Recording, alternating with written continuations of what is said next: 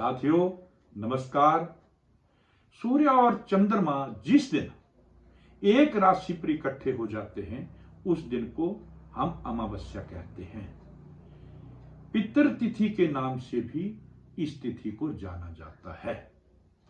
सम्मोहन, जादू टोना, वशीकरण, तंत्र आदि सिद्धियां का आह्वान भी इसी तिथि को किया जाता है। मुहूर्त शास्त्रों में यह तिथि त्याज्य मानी गई है। मित्रों, अमावस्या को क्या करना चाहिए और क्या ना करना चाहिए, इसके लिए आप मेरी वीडियो को अंत तक अवश्य देखें व मेरे चैनल बगलामुखी धाम सातलाई को सब्सक्राइब करें, लाइक करें।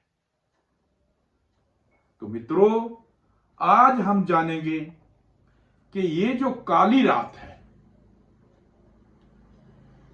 ये हर कार्य के लिए क्या अशुभ ही है या कुछ कार्य इसमें किए जा सकते हैं। अगर हम मल मास का परित्याग कर दें, उसे छोड़ दें, तो हर वर्ष लगभग 12 अमावस्या आती हैं और हमारे शास्त्रों के अनुसार अमावस्या के दिन कोई भी शुभ कार्य करना वर्जित माना गया है। इस दिन जितनी भी बुरी शक्तियां हैं, जो मैं पहले भी बता चुका हूं, जादू टोना इत्यादि जितनी भी शक्तियां हैं, उन सब का आवाहन भी किया जाता है और उनके लिए तांत्रिक विधि से उसका प्रयोग भी किया जाता है। और जितने भी हमारे शुभ कार्य हैं, उनको इस तिथि को वर्जित माना गया है।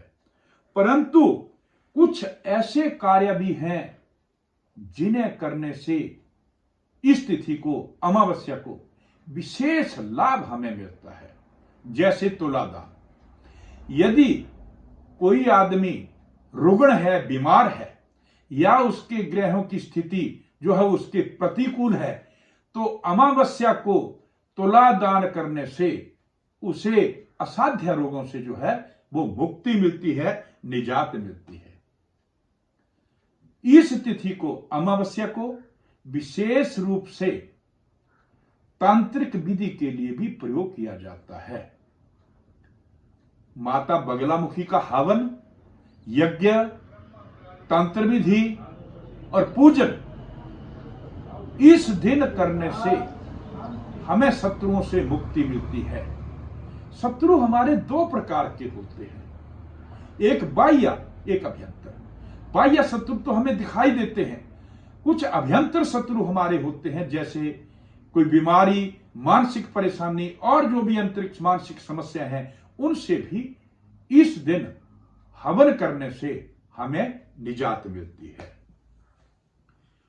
और एक बात और है, शनि का अगर किसी को समस्या है, शनि का दोष है, शनि ग्रह जिसका अच्छा नहीं है, तो इस दिन शनि का पूजन करने से प्राय शनि दोष से भी हमें मुक्ति मिलती है। और पितरों के लिए इस दिन का विशेष महत्व माना गया है। एक मान्यता है कि इस तिथि को, अमावस्या को, सारे पितर जो हैं वो धरती पर पधार जाते हैं। तो उस दिन पितरों के निमित्त किया गया श्राद्ध, तर्पण और पितरों संबंधित दान अगर हम उस तिथि को करते, इस दिन करते हैं, तो हमें पितरी दोष से मुक्ति मिलती है। बाकी एक विशेष और इसमें है कि अगर किसी को, जैसे किसी को मानसिक रोग है, मानसिक रोग से कोई प्रताड़ित है, तो जो सोमावती अमावस्या है उसको पूजन करने से हमें मानसिक रोग से भी निजात मिलती है। अगर कोई कर्ज में डूबा है तो भौमावती अमावस्या को उसका पूजन विधि विधान से करने से हमें कर्जे से मुक्ति मिलती है। और भी जैसे शनि शनिवार को अमावस्या आती है या मौनी अमावस्या है, अन्य जितने भी है उनके प्रत्येक के कार्य अलग अलग हैं और उनका अलग अलग हमें फल भी मिलता है। अब समस्या ये आती है कि हमें इस दिन क्या नहीं करना चाहिए।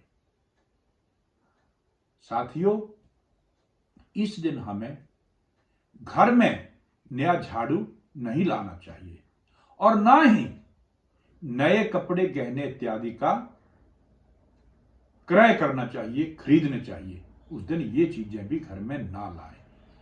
कुल मिलाकर अगर हम कहें तो कोई भी नई वस्तु जो है वो घर में खरीदकर अमावस्या के दिन नहीं लानी चाहिए। इस दिन नाखून, बाल इत्यादि भी नहीं कटवाने चाहिए। स्त्रियों के लिए विशेष उस दिन वो अपने बाल इत्यादि ना धोएं और ना ही घर में जो है वो वस्त्र आदि को साफ करें।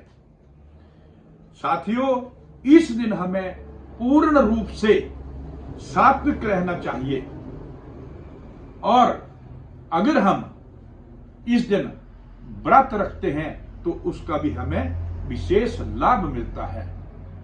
पितरों के लिए तो यह दिन विशेष है। इस दिन तिलांजलि करने से, ब्राह्मण भोजन करवाने से, गौग्रास, कुत्ते के लिए भोजन व पक्षियों के लिए भोजन की भी व्यवस्था करनी चाहिए, जिससे हमारे सारे पितरी दोष नष्ट हो जाते हैं। और इस दिन हमें भूल कर भी मांस, मदिरा का प्रयोग नहीं करना चाहिए। इन चीजों को हमें छोड़ना होगा, तभी हमें इसका पूर्ण पुण्य व लाभ मिलेगा। मित्रों, मान्यता है कि पीपल का पूजन करने से भी पितरी दोष से हमें निजात मिलती है। पीपल के तने में जो है वो भगवान विष्णु का निवास माना है, मध्य में भगवान शंकर का निवास माना गया है और अग्रभाग में जो है भगवान ब्रह्मा को माना गया है।